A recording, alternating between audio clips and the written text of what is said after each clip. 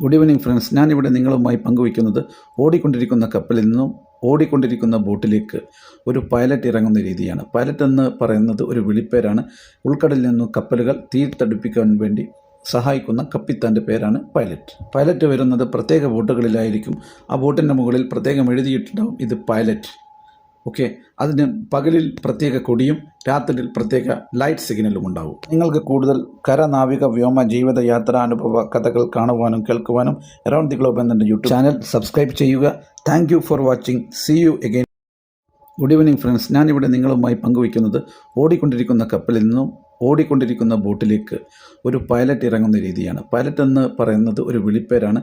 ഉൾക്കടലിൽ നിന്നും കപ്പലുകൾ തീർത്തടുപ്പിക്കാൻ വേണ്ടി സഹായിക്കുന്ന കപ്പിത്താൻ്റെ പേരാണ് പൈലറ്റ്. പൈലറ്റ് വരുന്നത് പ്രത്യേക ബോട്ടുകളിലായിരിക്കും.